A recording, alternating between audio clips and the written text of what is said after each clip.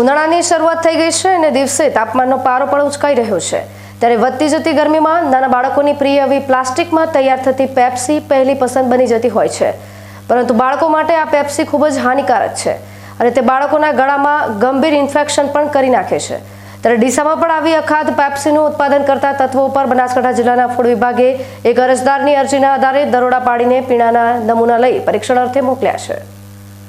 ડીસામાં આજે food and drug વિભાગની team દ્વારા ગવાડી વિસ્તારમાં આવેલા અમન પાર્કમાં ચાલી રહેલા પેપ્સી અને ઠંડા પીણા બનાવવાના કારખાના પર દરોડા પાડ્યા હતા।